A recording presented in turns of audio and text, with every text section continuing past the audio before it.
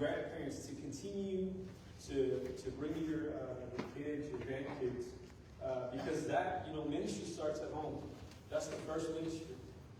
That's your job as a parent, as a grandparent, is to bring your grandchildren, to bring them to church so that they can learn about God. Because if you don't do it, who else is going to do it? But through the process of it, pray for them, and we'll continue to pray for them as well. But that's just an encouragement for you guys to understand that, if you love them, we love all the kids, but most importantly, we want to share Christ with them, so let them know that there is a loving God. So I'm going to pass it over to my wife. Okay. Just to follow up on that, Proverbs 6.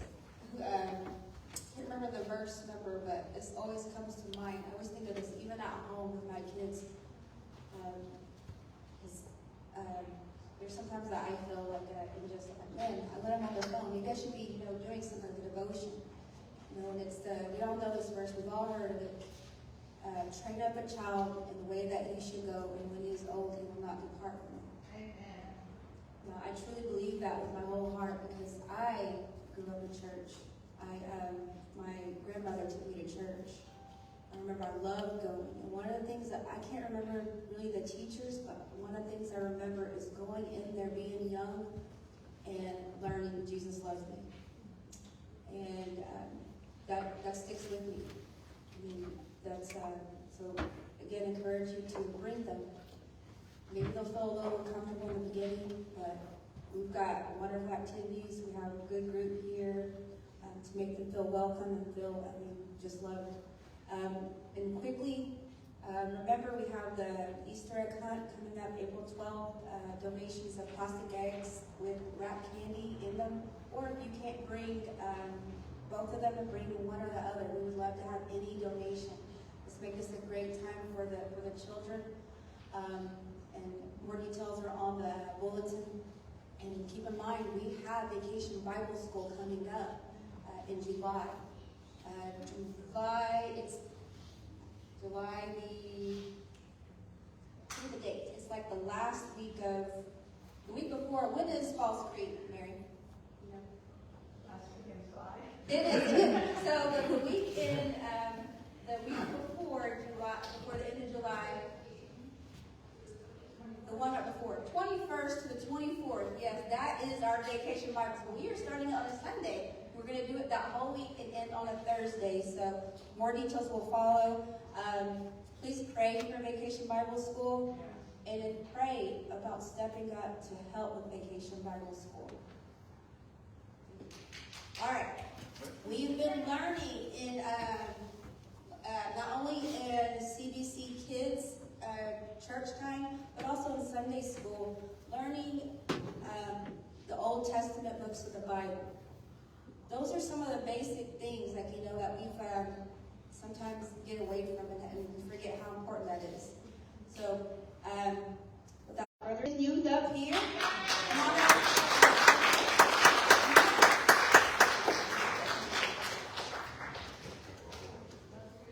Yeah. Question? Yeah. You're a part of it.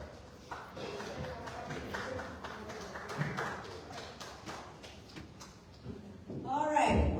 So everyone up here has been learning the Old Testament books of the Bible. Some have not been here, so we give grace.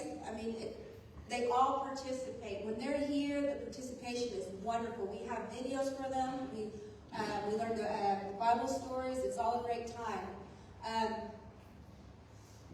Any volunteers? Does anyone want to start? Some are shy, so we give grace, right? All right, I love it.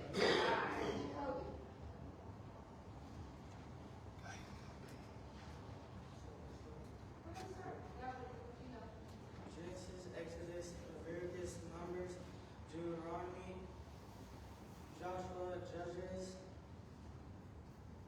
Ruth, 1 Samuel, 2 Samuel, 1 Kings, 2 Kings, 1 Chronicles, 2 Chronicles,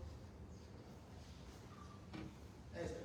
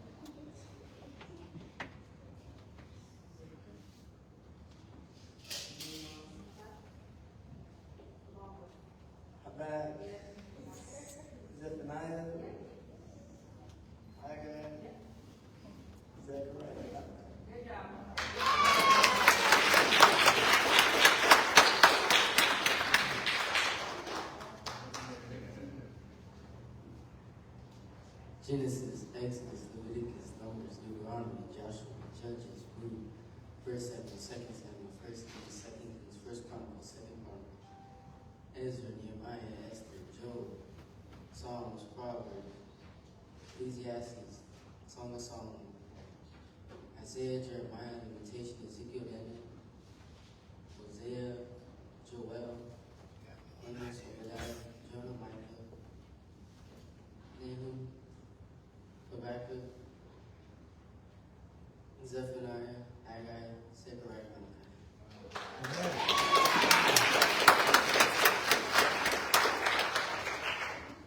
Genesis, Exodus, Leviticus, Numbers, Deuteronomy,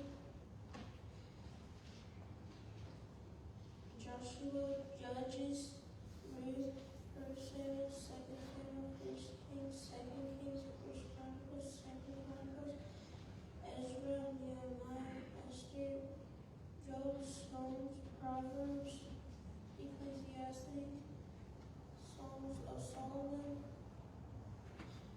Isaiah, Jeremiah, Lamentations, Ezekiel, Daniel,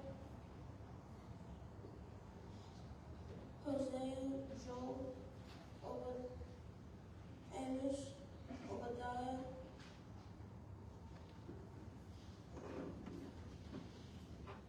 Jonah, Micah, Nahum, Habakkuk, Zephaniah, Haggai, Zechariah, and Malachi.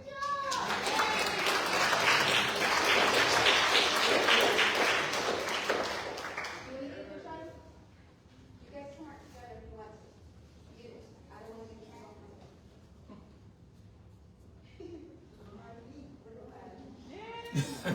Alright. Jeez, dude. Start off, Micah. Give her a jump start. They're gonna work together. Genesis, Exodus, Leviticus, Numbers, Deuteronomy, Joshua, Judges, Ruth, 1 Samuel, 2 Samuel, 1 Kings, 2 Kings, 1 Chronicles, 2 Chronicles.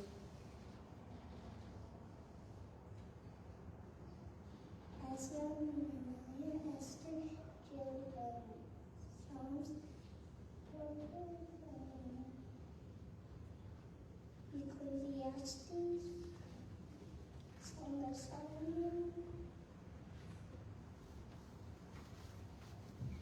Malachi,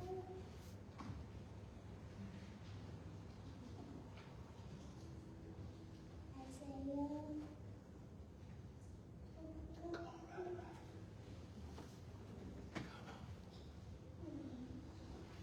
Give them all a round of applause.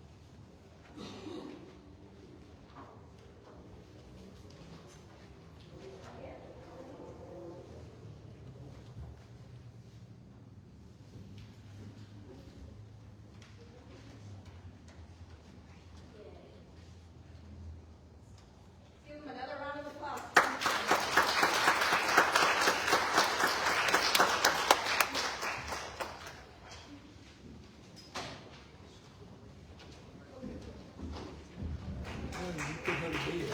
What time you put her to bed? Like 9. Yeah.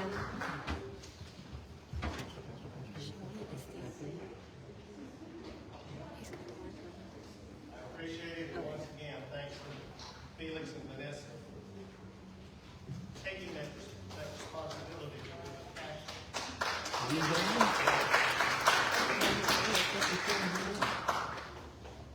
I grew up in a church about this size, and I still remember my Sunday school teacher, Mr. Reed. He went on to be with the Lord probably 35, 40 years ago.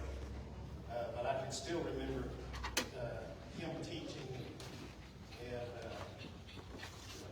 leading us young guys. I will give you one example of the kind of thing a teacher can do with a young boy. I was raised without a father, and so one day in the parking lot of the church, I can't remember now what happened or why I did it, but I taught my mother in a very disrespectful way. Rumor has it I'm not the first boy to ever have done that. And Mr. Reed, something happened to him. He used to be such a kind, gentle man. And he spent about 30 minutes explaining to me what a terrible error I had. Yeah. And it made a big impact on me. When I was 40 years old, if I wanted to disagree with my mother, I'd look around to see if Mr. Reed was around. I hope you will take the admonition to help in Vacation Bible School and in Falls Creek and other opportunities. It really has an impact on kids, longer than you could possibly imagine.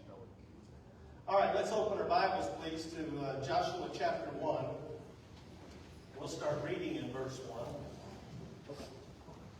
Joshua chapter 1. Start reading in verse 1. We're going to start a series of 6 weeks with the messages out of the book of Joshua entitled Crossing Over into the Promised Land. Starting in verse 1, after the death of Moses, the servant of the Lord, it came to pass that the Lord spoke to Joshua, the son of Nun, Moses' assistant, saying, Moses, my servant, is dead. Now therefore arise, go over this Jordan, you and all this people, to the land which I am giving to them, the children of Israel. Every place that the sole of your foot will tread upon, I have given you, as I said to Moses. From the wilderness and the Lebanon, and this Lebanon as far as the great river, the river Euphrates, all the land of the Hittites, and to the great sea towards the going down of the sun, shall be your territory. No man shall be able to stand before you all the days of your life. As I was with Moses, so I will be with you. I will not leave you nor forsake you. Be strong and of good courage. For to this people you shall divide as an inheritance the land which I swore to their fathers to give them.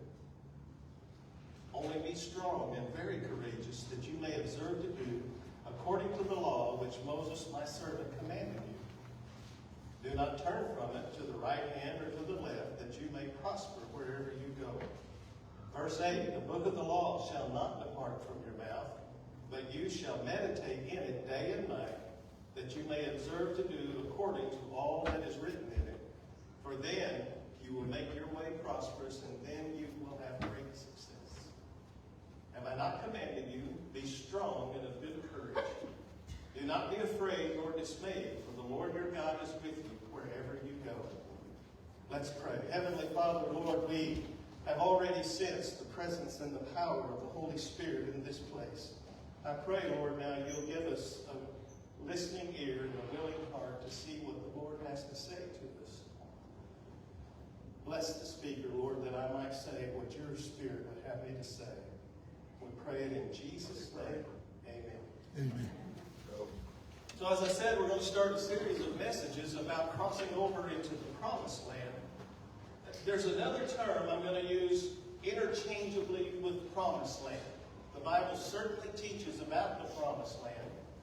But in many places, in Hebrews and in the Psalms and a variety of other places, The scripture also refers to the promised land as a place of rest. And I hope we all understand that when the Bible talks about a place of rest, God is not talking about sitting back in the easy chair with your feet up, with your favorite iced tea or coffee, whatever it is that you might like to drink. He's also not talking about heaven. We certainly, those of us that are children of God, that have professed our salvation in Jesus Christ, we have a place for us in heaven. But that's not the promised land. The Hebrew nation marched across the Jordan River and they entered their place of rest, but it was not heaven because there were still enemies to fight. I'll go get the other one there. The enemy will be completely defeated when we go to heaven. Amen? So that's not what the promised land is. Hebrews 4 teaches us that there is a promised land, a place of rest for every one of us and for the church. At the end of Hebrews 3, the writer of Hebrews says that God's anger was aimed at these ancient Hebrews that we just read about because they hardened their hearts and they never entered the place of rest. But then he starts chapter 4 saying, therefore, since a promise remains of entering his rest, let us fear lest any of you seem to come short of it. So one of the things I want to emphasize this morning, I want us all to get, is that there is a place of rest. There is a promised land, not only for every individual, but also for every one of us at Central Baptist Church. This is one of those areas, though, we're going to have to do just a real quick, brief Greek study to capture what God is telling us. The Greek word that's translated rest is katapolis. Katapolis. There's no single English word or thought that captures what they were trying to say in the Greek. So let me illustrate it for you, okay? Let's let your imagination run wild for a moment, because I know every one of us has experienced this. I want you to think about the most awful, miserable, pain in the neck day of work you have ever had. You go to work and the boss is yelling at you. You're not even in the door yet. And the boss is yelling at you. Some of you I can see already. Yeah, you know what I'm talking about. And then the boss levies some unreasonable demands on you. Whatever your skill may be, whatever your job was, unreasonable demands, get it done by lunch. And then you get blamed for something that went wrong, and it wasn't even your job to do it. And you're not the one who made the mistake, but you're the one getting griped out for it. Then your co-workers get mad at you because they think you're the reason the boss is in a bad mood. Then you go to have lunch and realize your sandwich is spoiled and you can't even eat lunch. I hope you're not too depressed yet. Then you go out to finally go home and you get in the car won't start, so now you got to ask one of these angry co-workers for a jump to get your car started. Then you get home, you pull into the driveway, and you're not even out of the car yet, and the neighbors are griping about whatever it is neighbors want to gripe about. A bad, miserable, awful day. But then you walk up to the door of your house, and you walk inside, you close the door behind you, and you leave the world out there. And if you're fortunate, like I am, to be married to a wonderful spouse, your spouse greets you at the door with a hug, then you sit down in your chair, and you're home. That's your sanctuary. Yes, all of that nastiness is still out there, but you're home. That's the rest God is talking about. Freedom from the enemy. Freedom from all of the ugliness of the outside world. Yet it's not your spouse greeting you in your home. It's God himself. And he says, welcome home. You're in your place of rest. You're in your sanctuary. Welcome home, my child. That's what biblical rest is. And God says there is a place like that for every one of us. There is a place like that for the church, for Central Baptist Church. There is a place where we can come together and worship and celebrate God and know that we're home. And so we're going to spend a few weeks learning what the Promised Land really is, how we can get there, and how we can celebrate being there. One of the most important things we can learn about the Promised Land from the book of Joshua is that it is a place of great obedience. We're going to learn that when the Israelites stepped out in obedience to God and did what He told them to do, their enemies literally ran from them. They had great victory. They won battle after battle, but when they disobeyed, they lost the battle. Even in significant little things. And the first thing they had to do that we're going to look at this morning is they had to cross over the River Jordan to get to the Promised Land. And the River Jordan represents anything that's keeping you and me from God's prepared place. Whether it's fear or pride or lack of faith or maybe tradition or biblical ignorance. Nobody raise your hand, but I wonder how many of us adults could have quoted all 39 books of the Old Testament. That's quite a challenge, amen? So here's a couple of things I want us to see about this Promised Land, this place of rest. First, it was Israel's place of permanence. Instead of wandering around in Egypt like they did for 40 years, Israel was able to settle down. They found a home. They found a place where they were to function. God said the nation of Israel was supposed to be His light to the world. The Messiah for the world would come through Israel. So their Promised Land and our Promised Land is a place of permanence. Here's how God phrased it in Leviticus 26. I will give peace in the land, and you shall lie down, and none of you will be afraid. I will rid the land of evil beasts, and the sword will not go through your land. You will chase your enemies, and they shall fall by the sword before you. Listen to this great promise. 5 of you shall chase 100, and 100 of you shall put 10,000 to flight. Your enemies will fall by the sword before you, for I will look on you favorably and make you fruitful, multiply you, and confirm my covenant with you. Beloved, that's what the place of rest is. Imagine 5 people putting 1,000 to flight. That's how great our God is. Amen? Oh, I was hoping I could get one more amen out of that. Let me say that again. That's how great our God is. Amen? The Israelites were not any more special than we are. We take 5 people out of this crowd, any 5, pick them at random, and if we're obedient to God and we cross our River Jordan, whatever is hampering us, and we do what God calls us to do, the enemy will run from us. And it'll be a place of permanence. We can stay there. The second thing we notice about Canaan, about the Promised Land, is that it's a place of bounty. You've heard the term before.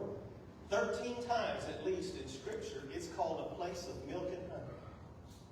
It's a place that God has prepared all of the provisions. In Deuteronomy, it's called a land of corn and wine. In Leviticus, it says it was kissed by the dew of heaven. It was a land of extraordinary fruit. What I want us to see about the Promised Land, it's not a get-by place. God provided everything the Israelites needed to enjoy His presence, His prosperity, to enjoy what He had given them. They had everything they needed. That same promise applies to us. That's what Jesus was talking about in John 10 when He said the thief does does not come except to steal and to kill and destroy. But I have come, Jesus said, that you might have life and that you might have it more abundantly. I want the abundant life Jesus has for us. Amen? He's got an abundant life for this church if we'll simply step into the promised land. This is not one of the unbiblical claims, at least what I call unbiblical claims, of the prosperity gospel. There's no place in Scripture where we're promised to have lots of cash, Cadillacs, and comfort. However, the promised land is a place where Jesus himself has said he will prepare everything that we need. We need more wisdom in life. Amen. God says, if you ask for wisdom, I'll give it to you. That's a promise from God. Do we want to know the right thing to say and the right time to say it? God says if we ask for it, he'll give it to us. The promised land, the place that God has prepared for us, is filled with the abundance of everything that we need. Thirdly, this morning I want you to see that it was also a place of triumph. In Canaan, many of the enemies had bigger armies than Israel had. They were stronger. They had fortified cities. And yet Israel was able to defeat all of them. Why? Because victory was not in their own skill or power, but it was in the power of the Lord. Deuteronomy 7:2 says, the Lord will deliver them over to you. You shall conquer them and utterly destroy them. You shall make no covenant with them, nor show them mercy. The battle is the Lord's. Think about that, church. I know that we are surrounded with evilness. Any church could say that. There are people in our community, there are people that are leadership in city and in state government and all around us that are horrible, evil people. They would, if they could, they would destroy the church. But the Bible says the promised land for the church is a place of triumph. We can defeat the enemy. Not through our own power, our own skill, our own knowledge, but the battle is the Lord's. Is that not what David said when he took on the giant Goliath? David said, I've killed the lion, I've killed the bear, and through the power of God, I will slay this giant. Well, if every one of us could give that kind of testimony, every one of us could say, I remember a time that I prayed for this, and God answered it, and I defeated this enemy in my life, whatever it might have been. And we can proclaim that to the enemies in front of us and say, I have what I need. I have the power of a holy God to defeat the enemies around us. Beloved, we can enter that kind of promised land. So how do we do it? Let's just for a few moments look at how we do it. First, let's look again at verse 1 that we read. Joshua chapter 1, verse 1. The commission was given in the first 5 words, after the death of Moses. That's the first key to understand. After the death of Moses, Moses represented the past. What God is telling Joshua is the past is the past. It's over. It's time to move on. But here's what I want us to catch, and especially for those that have been in this church for a very long time. It's important to remember God does not say the past was bad or that there was anything wrong in the past. Remember, the Bible calls Moses a friend of God. The Bible called Moses a man after God's own heart. And in the past, in the wilderness they were in, they had received the 10 Commandments. In the past where they had been, they left Egypt, they left slavery, they crossed over the Red Sea, they built a tabernacle. There were many great things that had happened in the past. But God says if you want the future, if you want the promised land I have prepared for you, you got to leave the past. You can't stay going around the mountain and claim the promised land. And I wanted to emphasize that because when I say I think it's time for Central Baptist Church, for all of us, to cross over our River Jordan and into the promised land and leave things of the past. I'm not saying there was anything wrong in the past. There have been many wonderful things taking place, have been changed. Families have been reunited. But it's time to move on. And we do that by following Jesus. Joshua is just a Hebrew word for a version of Jesus. His name literally means Yahweh is salvation. Just as the people had to follow Joshua into the promised land, we get there by following Jesus. The Hebrews needed a Savior to lead them, and so do we. That's how we get to the promised land, is to follow Jesus.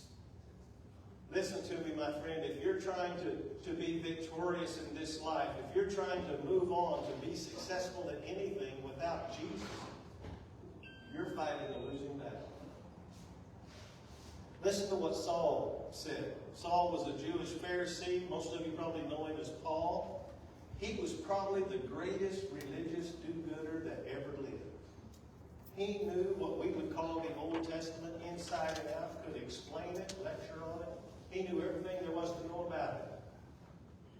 But later in life, as Paul, he wrote in Ephesians 2, "But God, who is rich in mercy, because of his great love with which he loved us, even when we were dead in our trespasses, he made us alive together with Christ, because by grace you have been saved." For by grace you've been saved, through faith. That not of yourselves. It is the gift of God.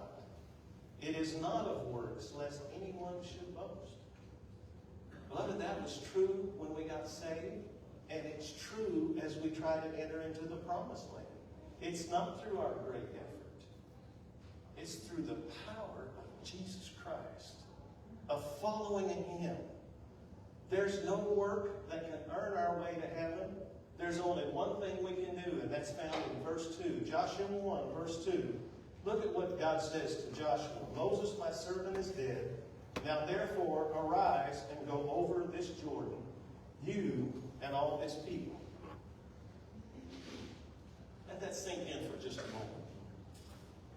Notice what God did not say. "Joshua, here's the plan. Here's what I want you to do. Here's how I want you to organize.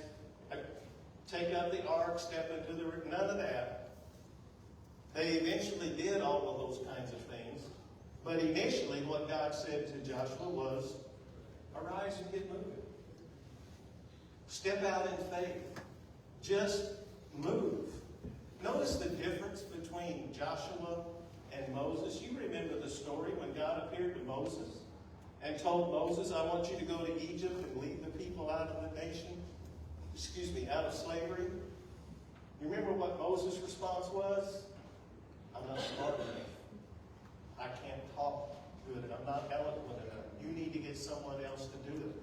I'm just a sheep herder from the sticks." He had excuse after excuse after excuse. But look what Joshua did to enter the promised land. Look at verse 10 that we haven't read yet. Joshua chapter 1, verse 10.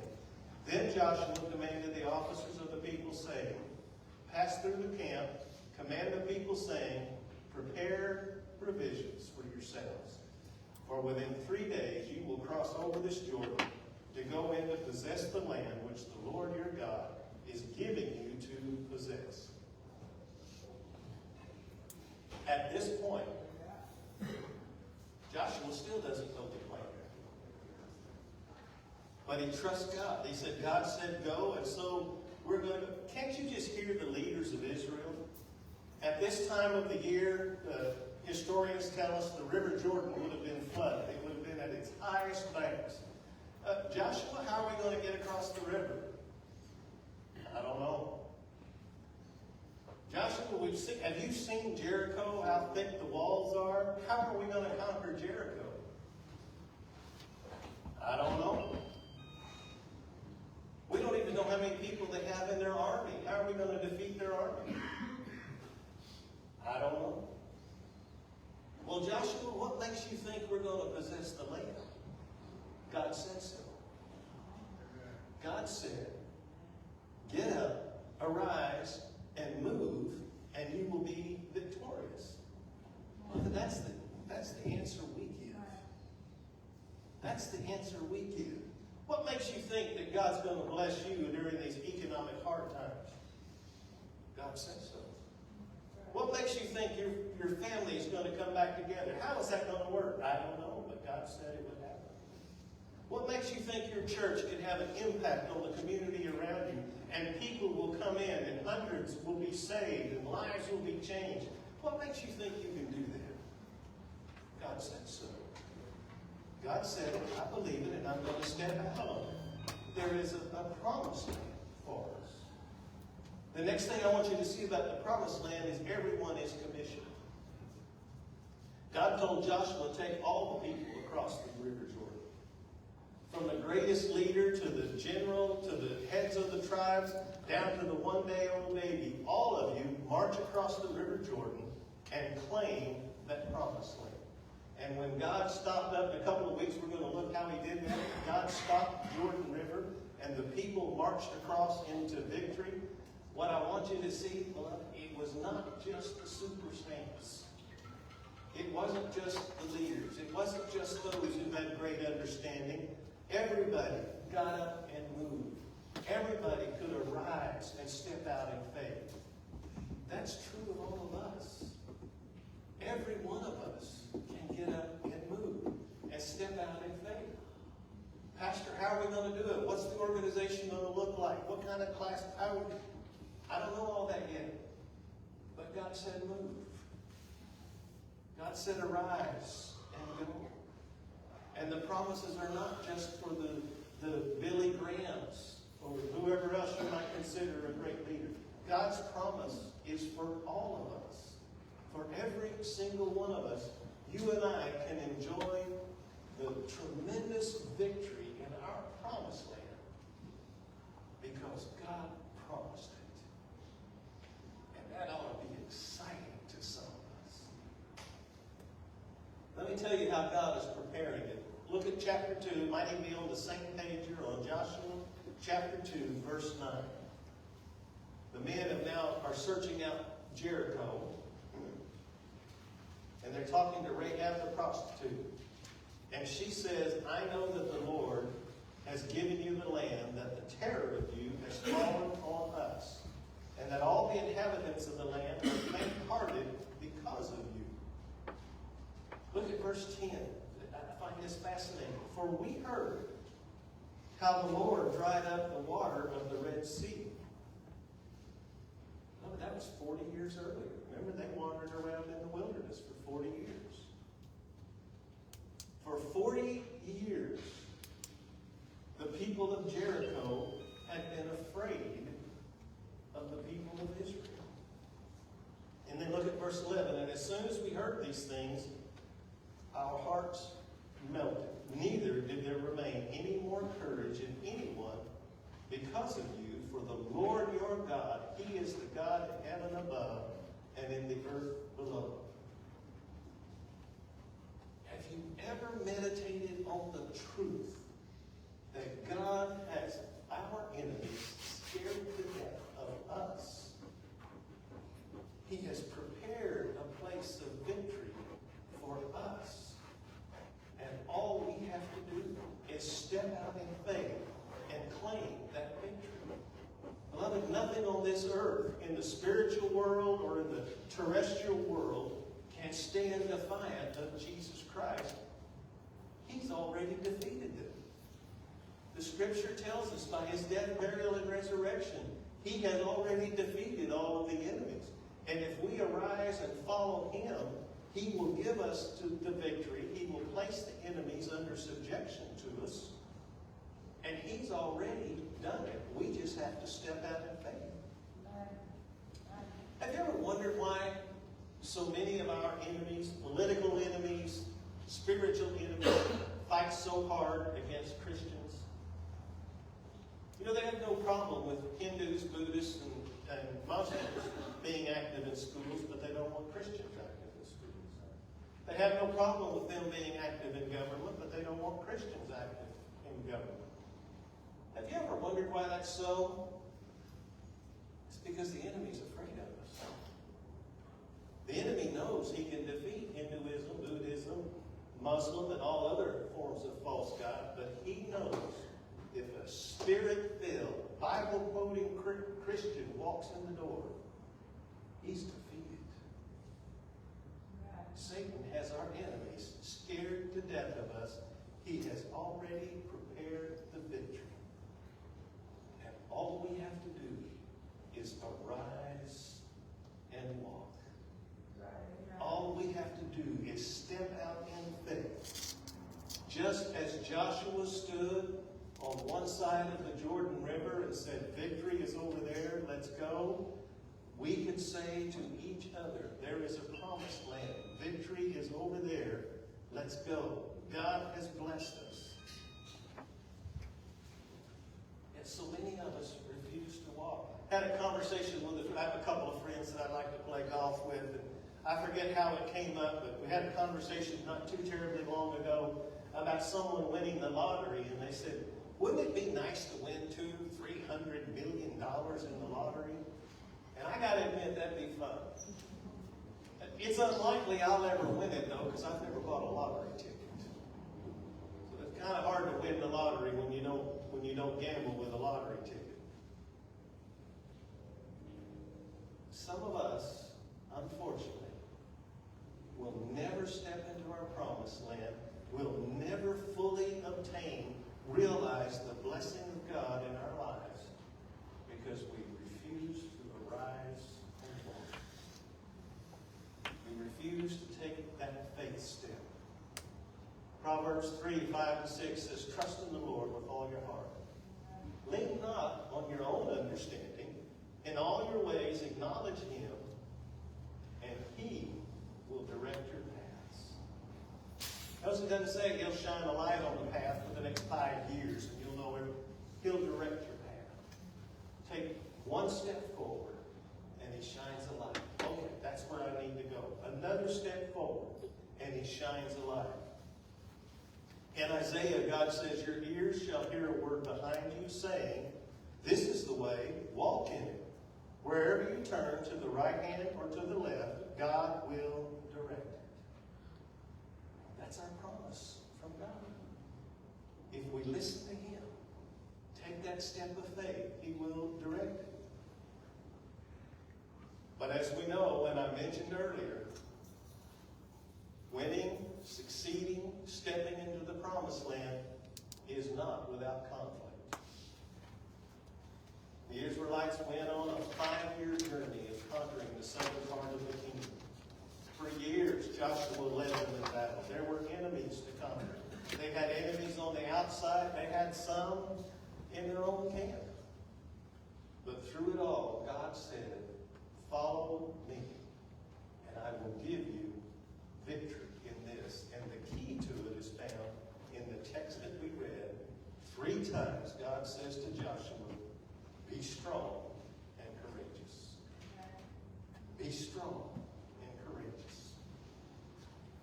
And finally this morning I want to close with this note. And that is this, the danger of not crossing over. There were 3 tribes in Israel that did not cross the promised land. Reuben, Gad, and Manasseh. They decided to build homes in the wilderness. I'm going to take the time this morning to study it all, but they set up camp on the wrong side of the River Jordan. They did agree to go across the River Jordan, their armies, and fight battles and help the Israelites win. But they never crossed into the promised land. They chose to live without the visible presence of God. Remember, the tabernacle and the ark, the Holy of Holies, went to the promised land. That was the visible, active presence of God. And they chose not to go there. And Scripture records that their inheritance, which was in the promised land, was given to somebody else. Let that sink in a little. I am absolutely 100% convinced that there is a promised land in our community and in our city. Somebody is going to realize the blessing of God. And if we refuse to do it, He'll give it to somebody else. But if we step out in faith and victory,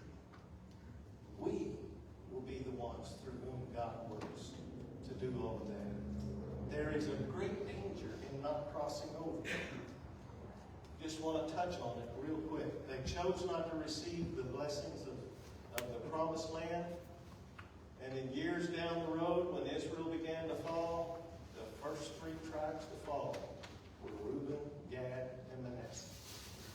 They were on the wrong side of the River Jordan. They had nothing to protect them. They were also the first 3 tribes to rebel against the leadership of Israel. They were not in the promised land. Again, the River Jordan was between them. There was a barrier between them and the promised land. Scripture records many times they had fights and arguments and battles against their own brothers and sisters. They remind me of so many people I've met in the church for years. They want to be cheerleaders. Yeah, y'all go out and claim the promised land. Yes, you all go out and do the... We'll even donate a few dollars to help you, but we're going to stay over here. There is great danger in not crossing the river and going to the promised land. And my invitation to you this morning, to all of us, church, is will we claim that victory?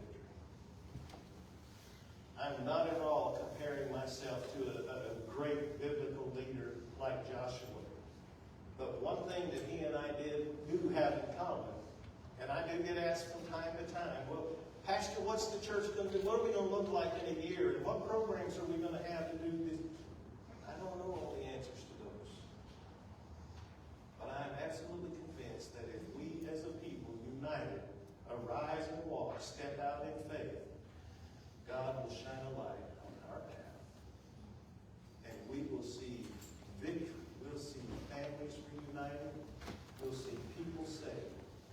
And this church will become a lighthouse to the people.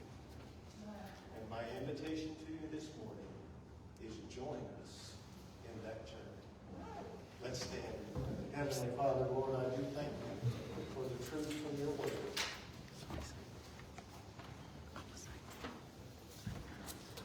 Father, I pray that we are faithful to the call you've given us.